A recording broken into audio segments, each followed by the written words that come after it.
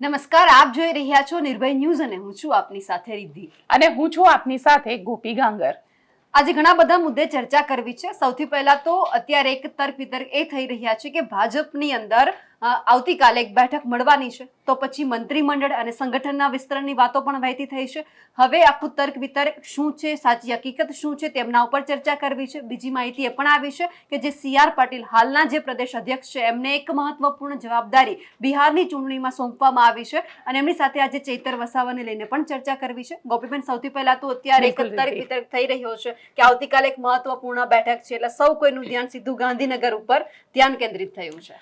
બિલકુલ રિદ્ધિ, જો આપને જણાવી દઈએ અને આપણી સાથે જે વ્યુઅર્સ જોડાયેલા છે એ લોકોને પણ જણાવી દઈએ કે આ તર્ક વિતર્ક એ વાતને લઈને શરૂ થયું કે આજે બપોરના સમયે ગાંધીનગર એટલે ભારતીય જનતા પાર્ટી કમલમમાંથી બધા જ મીડિયાને એક મેસેજ આપવામાં આવ્યો કે આવતીકાલે સવારે 10:30 વાગે કમલમ ઉપર મુખ્યમંત્રી ભૂપેન્દ્ર પટેલ અને CR પાટીલ પ્રદેશ અધ્યક્ષ જળ અને કેન્દ્રીય મંત્રી એ બંનેની એક જોઈન્ટ પ્રેસ કોન્ફરન્સ થશે। હવે પ્રેસ કોન્ફરન્સનો વિષય નથી લખવામાં આવ્યો એની અંદર, અને આ મેસેજ જેવો મીડિયામાં ગયો ચર્ચા થવા લાગી કે સંગઠન અને સરકાર આ બંનેમાં પરિવર્તનની જે વાત હતી એની વચ્ચે આ પ્રકારની એક જોઈન્ટ પ્રેસ કોન્ફરન્સ થઈ રહી છે અને તેના જ કારણે ચર્ચા થવા લાગી કે ક્યાંક સંગઠનમાં મોટા પરિવર્તન થઈ શકે છે, સરકારમાં મોટા પરિવર્તન થઈ શકે છે।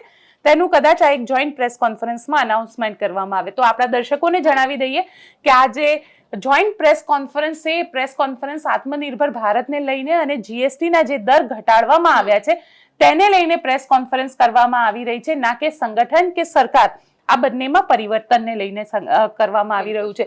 સાથે સાથે રીતિ એ પણ આપણા દર્શકોને જણાવી દઈએ કે CR પાટીલ, કારણ કે અત્યારે એવું કહેવાય રહ્યું છે કે CR પાટીલની જગ્યાએ નવા અધ્યક્ષ ગમે ત્યારે આવી શકે, નવું જે સંગઠનનું માળખું છે એ ગમે ત્યારે મળી શકે।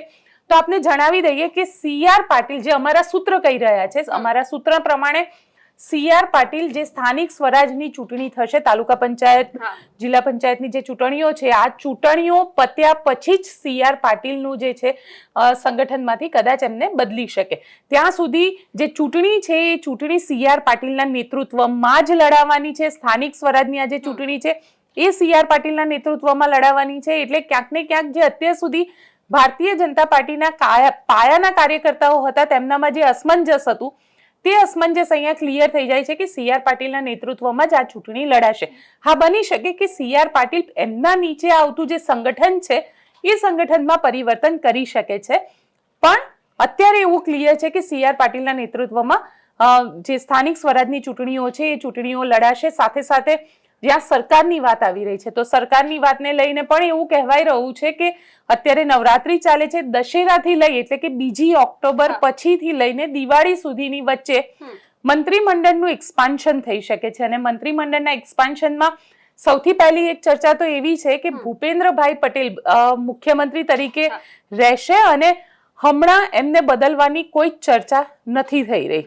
એટલે જે લોકો એવું માનતા હોય કે ભૂપેન્દ્રભાઈને બદલી દેવામાં આવશે, કારણ કે 26-27માં ચૂંટણી આવવાની છે, એટલે 26માં લગભગ આવતા વર્ષે ઓક્ટોબર-નવેમ્બરના સમયે બની શકે કે ભૂપેન્દ્રભાઈને બદલવામાં આવે, કારણ કે આ ભારતીય જનતા પાર્ટીની એક સ્ટ્રેટેજી રહી છે અને ગુજરાતે એમનું પ્રયોગશાળા રહ્યું છે। જે રીતે વિજયભાઈની આખી સરકારને બદલી દેવામાં આવી હતી તેવી જ રીતે બની શકે કે ભૂપેન્દ્રભાઈની પણ આખી સરકારને બદલી દેવામાં આવે। પણ અહીંયા આગળ જો મંત્રીમંડળના વિસ્તરણની વાત કરવામાં આવે તો મંત્રીમંડળના વિસ્તરણ માટે એવું કહેવાય રહ્યું છે કે ઘણા બધા એવા નવા ચહેરા આપણને વિસ્તરણમાં જોવા મળશે અને તેમાં સૌરાષ્ટ્રનો જે પ્રમુખ ચહેરો હશે તે જયેશ રાદડિયા બનીને આવશે। અને જયેશ રાદડિયા માટે પણ એવું કહેવાય રહ્યું છે કે જયેશ રાદડિયા માટે એક એવી ભૂમિકા તૈયાર કરવામાં આવી રહી છે જે સંગઠન અને સરકાર બંનેમાં ક્યાંક મહત્વની રહે। અને જયેશ રાદડિયા આપણને આવનારા દિવસની અંદર, કારણ કે જે રીતે ત્યાં આગળ અમિત શાહ પહોંચ્યા હતા, અમિત શાહ સાથેનું આખી જે મીટિંગ રહી હતી અને એ મીટિંગ દરમિયાન જે રીતનો ત્યાં આગળ લોકોની અંદર ઉત્સાહ હતો, કારણ કે એક તરફ ગોપાલ ઇટાલિયા જે છે, ગોપાલ ઇટાલિયા ખોડલધામમાં નરેશ પટેલને મળે છે અને આમ આદમી પાર્ટી જે રીતે અત્યારે ગેલમાં આવી ગઈ છે, અને સૌથી મહત્વની વાત તો એ થઈ રહી છે કે ગોપાલ ઇટાલિયાના ભરોસે આમ આદમી પાર્ટીને એવું લાગવા લાગ્યું છે કે સૌરાષ્ટ્રની અંદર એમની રાજનીતિ ચમકી રહી છે।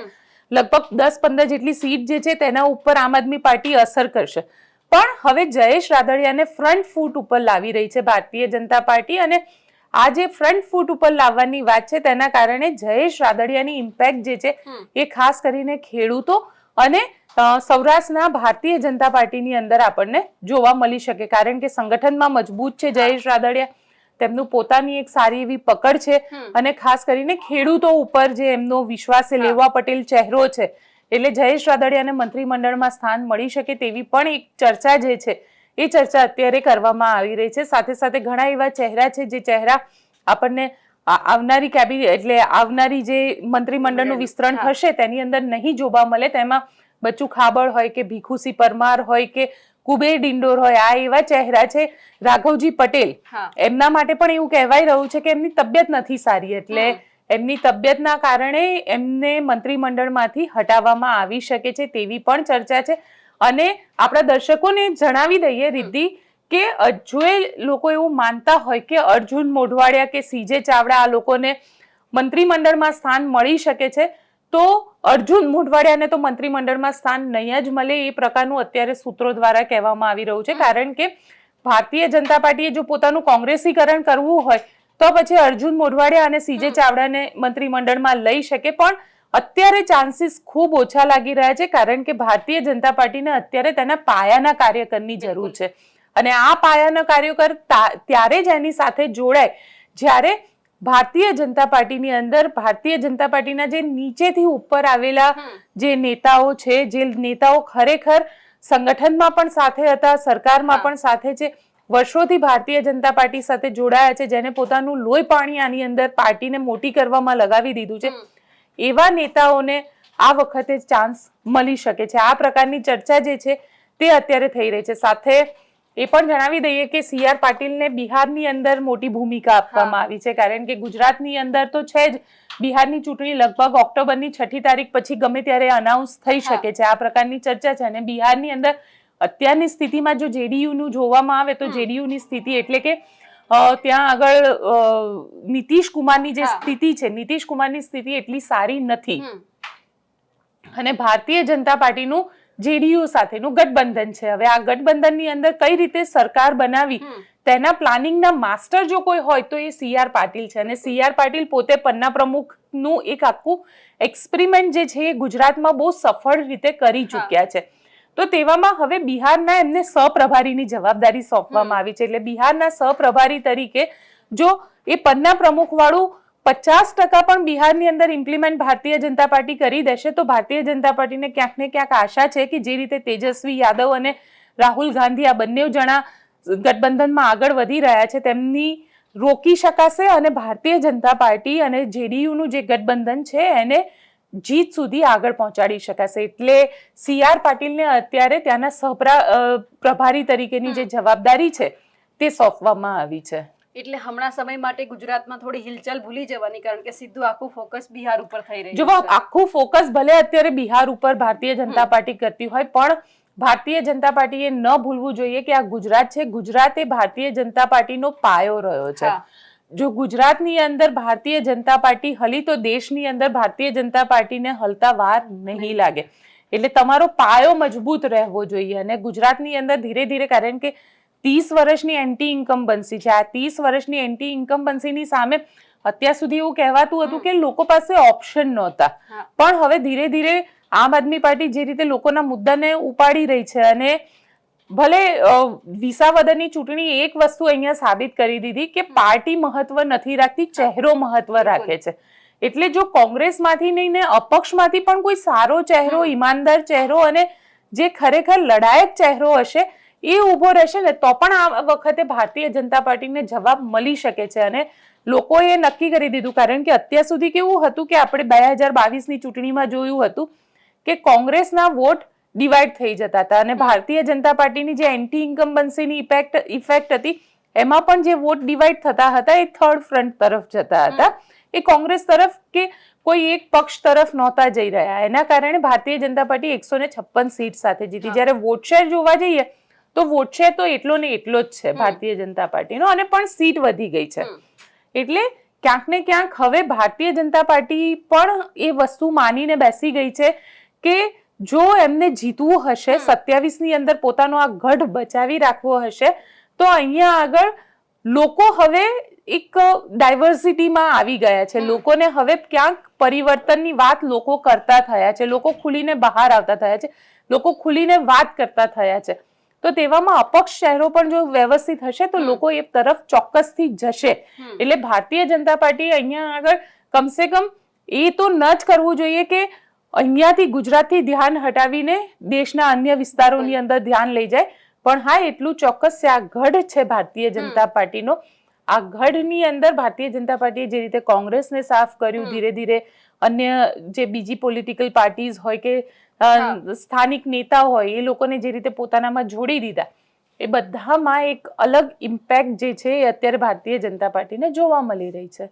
અને સાથે સાથે જે તાલુકા નવા બનાવવાની વાત છે એટલે સૌ કોઈનું ધ્યાન એ ઉપર પણ છે. પણ તાલુકા નવા બનાવ્યા, પણ તાલુકાને લઈને પણ વિરોધ થઈ રહ્યો છે અને આ વિરોધ જબરદસ્ત રીતે વિરોધ થઈ રહ્યો છે. વિરોધ પહેલા આપણે જોઈએ અને એની સાથે જે લોકો કહી રહ્યા છે તે પણ જોઈ લઈએ.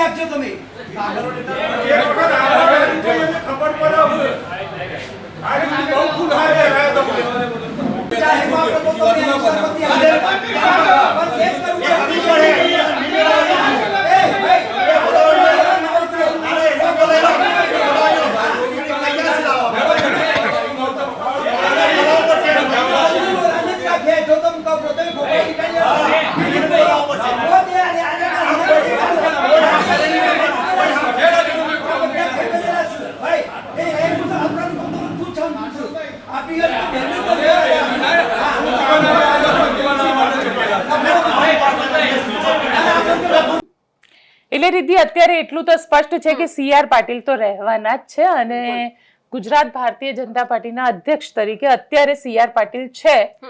સ્થાનિક સ્વરાજની ચૂંટણી સુધી રહેશે. બિલકુલ. સાથે ચર્ચા હવે જે 80 દિવસ પછી ચૈતર વસાવા બહાર આવ્યા છે તેમની ચર્ચા એટલે કરવી છે કારણ કે સીધા આક્ષેપ IPS અધિકારીઓ ઉપર, ભાજપના નેતાઓ ઉપર કર્યા છે. બિલકુલ. બે આક્ષેપ છે. એક તો સારી ભાષામાં આક્ષેપ કહી શકાય કે ના, મારી પાછળ એમને બધું સાચવી લીધું છે, અને એક એવું છે કે એમના કારણે એમને જેલમાં જવું પડ્યું છે. બિલકુલ. પહેલા જે આક્ષેપો લગાવ્યા છે, જે રીતે ચૈતર વસાવા ગુસ્સે થઈ અને આ આરોપ લગાવી રહ્યા છે એ પહેલા સાંભળી લઈએ એટલે વ્યુઅર્સને પણ ખબર પડે કે ચૈતર વસાવાએ કયા આરોપ લગાવ્યા છે અને સાથે સાથે પછી મુદ્દા ઉપર ચર્ચા કરીએ. જય જોહાર. જે પ્રકારે તમે બધા જાણો છો એ રીતે તમારા બધાના મતથી, તમારી બધાની મહેનતથી, આશીર્વાદથી, પ્રેમથી હું ધારાસભ્ય તરીકે ચૂંટાયો અને સરકારના પ્રતિનિધિ તરીકે આપણા તાલુકાઓમાં જે પણ યોજનાઓ આવે, ગુજરાત પેટર્ન આવે, વિવેકાધીનની યોજના આવે, મનરેગા આવે, આવાસની આવે, વિકાસશીલની આવે, FRAની આવે, તમામ યોજનાઓની જેમ એક એટીવીટી યોજના આવે છે. એમાં ડેડિયાપાડા અને સાગબારા તાલુકાની દર વર્ષે એમાં ગ્રાન્ટ આવે અને ગ્રાન્ટમાં ચૂંટાયેલા સરકારના પ્રતિનિધિ તરીકે ધારાસભ્ય અને તાલુકાનો પ્રમુખ એમાં બેહે. આ વર્ષે જ્યારે મારા પર પ્રાંત સાહેબનો લેટર આવ્યો, એમણે કીધું 5 તારીખે 12 વાગે તમારે મીટિંગમાં હાજરી આપવાની છે. આ પ્રકારનું આપણે એટીવીટીનું દર વર્ષની જેમ આયોજન કરવાનું છે. તો સરકારના પ્રતિનિધિ તરીકે અને તમારા લોક પ્રતિનિધિ તરીકે હું ત્યાં એમના સમયે એમના લેટરે હાજર થયો એટલે 3 અજાણ્યા લોકો બેઠા કે જેઓ ક્યારે ચૂંટાયેલા નથી, બજારમાં કોન્ટ્રાક્ટનું કામ કરે છે, વેપારનું કામ કરે છે. એક એવો માણસ હતો એટલે મેં પૂછ્યું, ભાઈ આ ભાઈ હામાં આવ્યા છે, સરપંચમાં ચૂંટાયેલા છે, તાલુકા પંચાયતમાં ચૂંટાયેલા છે કે જિલ્લા પંચાયતમાં ચૂંટાયેલા છે? એમણે કીધું એને અમે સભ્ય નક્કી કર્યો છે. જે વ્યક્તિને અમારા લોકો સાથે કોઈ નાવા નીચોવાનો સંબંધ નથી, એ માણસ કોન્ટ્રાક્ટર છે, વેપારી છે, બહારથી આવેલો માણસ, એવા માણસોને તમે અમારા સભ્ય બનાવી દો. અમારા લોકોની ગ્રાન્ટ એમને અમારે વાપરવા આપવાની. એટલે મેં કીધું આ વસ્તુ હું ચલાવી લેવાનો નથી.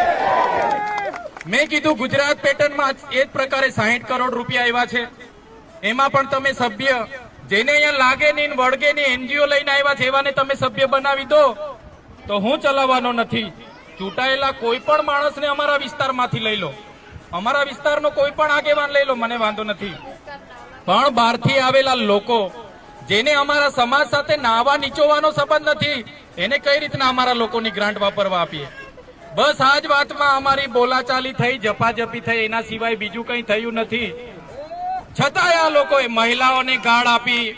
પણ એ બેનને હું વિનંતી કરું છું, બેન તમે આપણા સમાજના પ્રમુખ છો, એક ધારાસભ્ય આપણા સમાજનો છે ને આટલું બધું તમે જૂઠું બોલો તો તમને લોકોએ પ્રમુખ બનાવ્યા, એની બી તમને શરમ નથી જરા બી?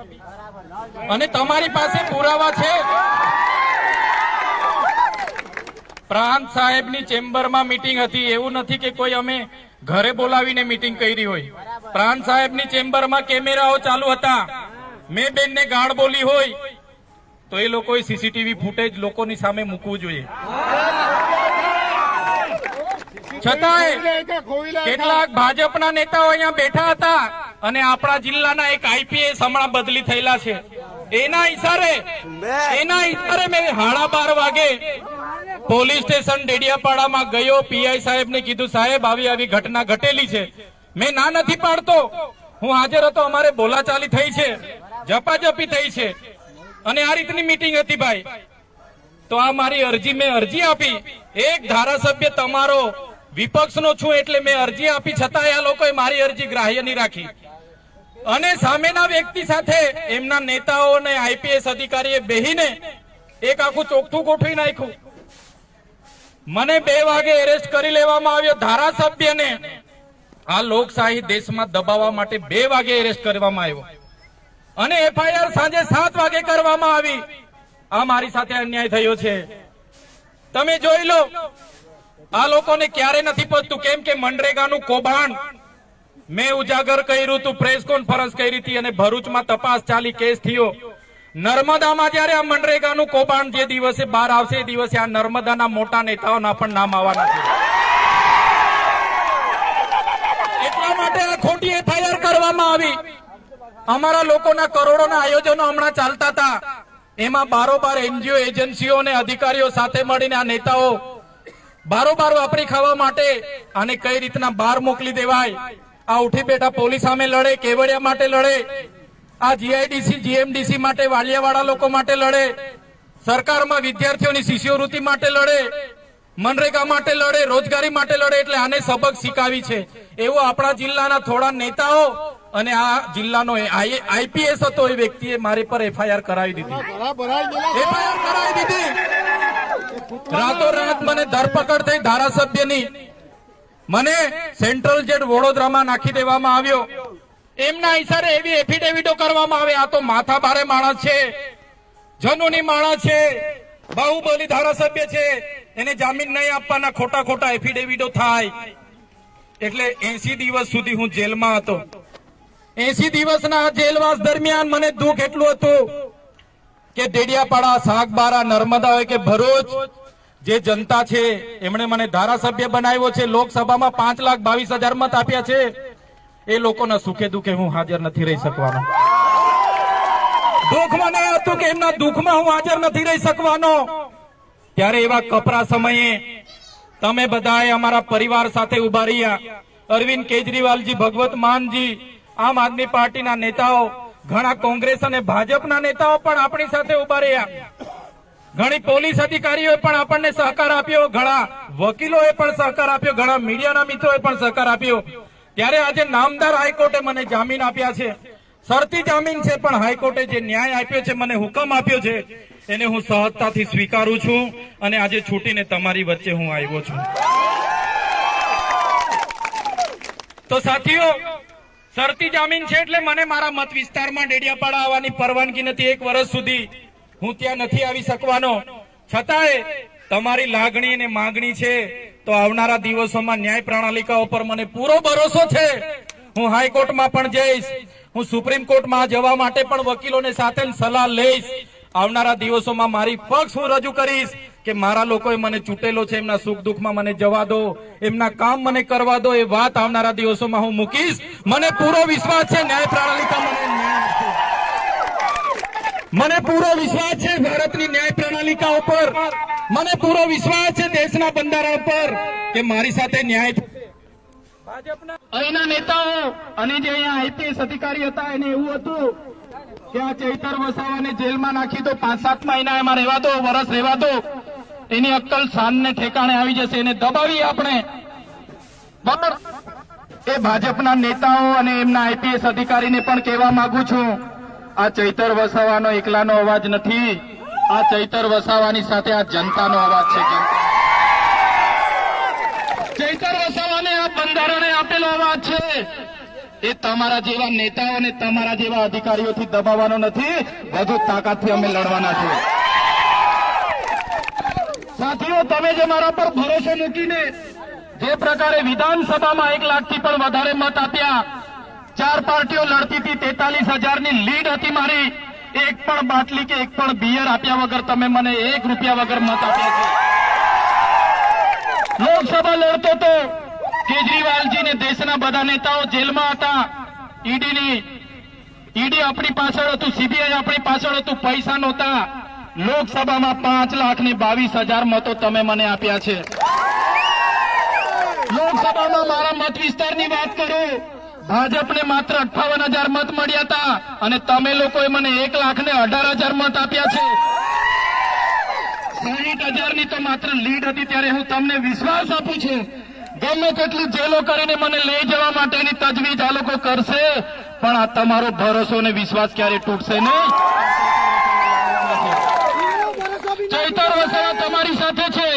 તમારી લાગણી, તમારો ભરોસો કાયમ રાખવા માટે હું પ્રકૃતિને પ્રાર્થના કરું છું, માતાજીને, ભગવાનને, ઈષ્ટદેવને પ્રાર્થના કરું છું, મને એટલી શક્તિ આપજો કે અમારા લોકો સાથે જ્યાં પણ અન્યાય થશે ત્યાં હું જઈને એમને ન્યાય આપવાનું કામ કરીશ. એટલી મને શક્તિ આપજો.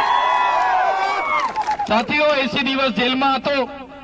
જેલની પરિસ્થિતિ તો તમને કહેવાય એવી નથી, એટલે હું વધારે ભાષણ નહીં કરું. નામદાર ગુજરાત હાઈકોર્ટનો હું આભાર જરૂર માનીશ. એમણે જે મને હુકમ કર્યો છે એને અમે સહરતાથી સ્વીકારીએ છીએ. અને જે પણ લોકોએ અમારી સામે આજે ષડયંત્ર કર્યું છે, મને પૂરો ભરોસો છે કે આજેથી જ તમે મન બનાવી લેજો. એ લોકોને જવાબ આવનારી તાલુકા જિલ્લામાં આપણે આપવાની છે. તૈયાર છો? મન બનાવી લેવાનું છે આપણે.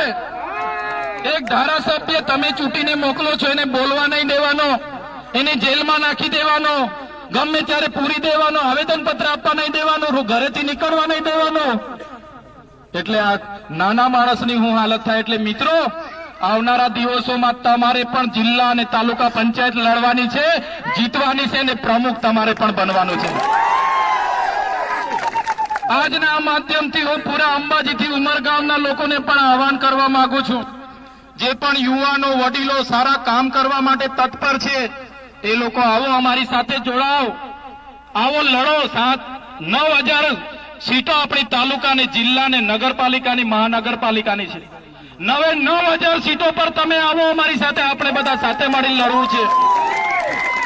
આ વખતે જો સાથે મળીને તાલુકા જિલ્લાઓ કબજે કરીશું, 2027માં પરિવર્તન આવશે, આવશે, આવશે.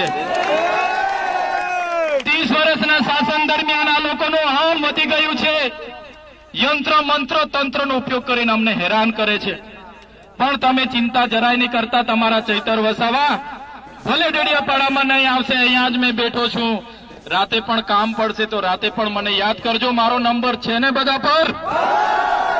આવનારા દિવસોમાં તમે જોઈ લેજો, જે પણ મનરેગામાં કૌભાંડો કરીને બેઠા છે જે પણ આવાસના હપ્તાઓ લઈને બેઠા છે, જેમણે પણ નકલી કચેરીઓમાં કૌભાંડો કર્યા છે, જે પણ આપણા ગ્રાન્ટના પૈસા એમના રીતે વાપરીને ખાધા છે, બધા લોકો પર આવનારા દિવસોમાં જવાબ લઈશું. એ દિવસો આવનારા દિવસોમાં દૂર નથી. ત્યારે આ મારી બોર્ડર લાગી ગઈ છે, અહીંથી હું આગળ આવી શકતો નથી. નામદાર ગુજરાત હાઈકોર્ટનો હુકમ છે, એનો હું આદર કરું છું, સન્માન કરું છું. ત્યારે તમારી બધાની હું માફી ચાહું છું કે અહીંયા જ છું મેં. તમે બધા જે પણ વડીલો, માતા બહેનો, જે પણ યુવાનો પોતપોતાના ગામડેથી આવ્યા છો, બધા જ લોકો શાંતિથી ધીરે ધીરે પોતપોતાના ઘરે પહોંચી જજો, સહી સલામત પહોંચી જજો. તમે પહોંચો ત્યાં સુધીની અમને ચિંતા રહેશે.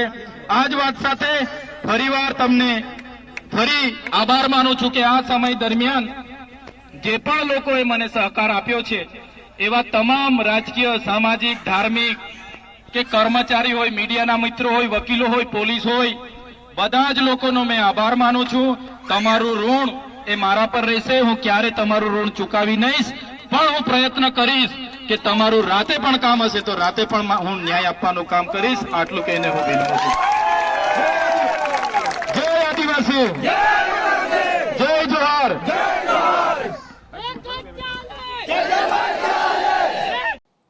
બિલકુલ, એટલે કે ગોપીબેન, આપણે સાંભળ્યું કે ચૈતર વસાવે સીધા જ ભાજપને આડકતરી રીતે કહી દીધું છે, અને કે પછી ભાજપે જો સીધું સમજવું હોય તો એ પણ સમજી જાય કે ઘણા ભાજપના નેતાઓ એવા છે કે એ અંદરખાને અમને મદદ કરી રહ્યા છે, કે હું નથી તો મારી પાછળ મારી જનતાને લોકો સાચવી રહ્યા છે.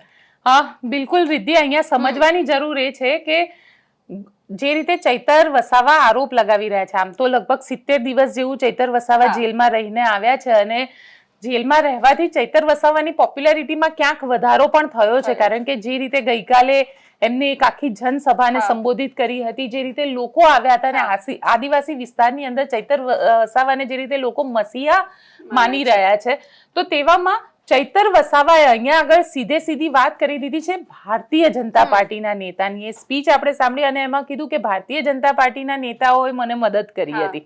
એટલે સવાલ અહીંયા એ ઉભો થઈ રહ્યો છે કે ચૈતર વસાવાને રોકવા માટે થઈ અને ભારતીય જનતા પાર્ટી એમને જેલમાં મોકલે છે, 70 દિવસ જેલમાં રહેવું પડે છે. પણ ભારતીય જનતા પાર્ટીના એ ઘણા એવા વિભીષણ છે કે જે ચૈતર વસાવાને મદદ કરી રહ્યા છે. એટલે ક્યાંક જેને કહેવાય ને કે ઘર કા ભેદી લંકા ઢાય, આવી એક ગુજરાત કહેવત છે, અને એ જ વસ્તુ ક્યાંક ભારતીય જનતા પાર્ટીને અત્યારે પણ થઈ રહી છે. કારણ કે આદિવાસી વિસ્તારમાં જે રીતે ચૈતર વસાવાની પોપ્યુલારિટી વધતી જઈ રહી છે, એ પોપ્યુલારિટીને એન્કેશ કરવાનો અને પોતાના સમર્થનમાં લેવાનો એ પણ ભારતીય જનતા પાર્ટીના આદિવાસી નેતાઓને કદાચ એવું લાગતું હશે કે જો ચૈતર વસાવાને આવા સમયે થોડી મદદ કરીશું તો કાલે સવારે ચૈતર વસાવા અમને મદદ કરશે.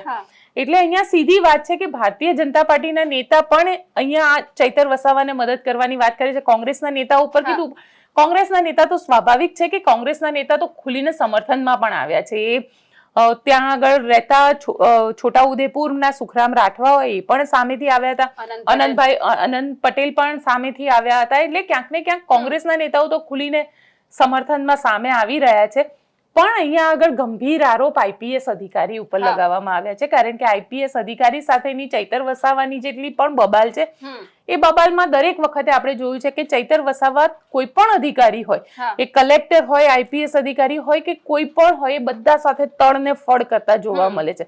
અને ચૈતર વસાવા એકલા નહીં, મનસુખ વસાવા પણ તું તારીને તળને ફળ કરતા જોવા મળે છે. એટલે આદિવાસી વિસ્તારની જો એક સાયકોલોજીને આપણે સમજવી હોય અને ત્યાં આગળ નેતાઓને લોકપ્રિયતાનો ગ્રાફ જોવો હોય તો એ કેટલા અધિકારી સાથે ઝઘડે છે, કેટલા અધિકારી સાથે તું તારી કરે છે, કેટલા અધિકારીને તડફડ જવાબ આપી દે છે, એના ઉપર આદિવાસી લોકો જે છે તેમને નેતા ગમતા હોય છે. અને ચૈતર વસાવા એટલે જ વધારે ગમે છે કે જે નેતાઓ, જે અધિકારીઓ સામે લોકો નથી બોલી શકતા, એવા નેતાઓ, અધિકારીઓ સામે ચૈતર વસાવા ખુલીને તું તારી કરી નાખે છે, તડફડ કરી નાખે છે. એટલે આદિવાસીને એવું લાગે છે કે જોયું, હું નથી બોલી શકતો પણ મારો નેતા બોલે છે.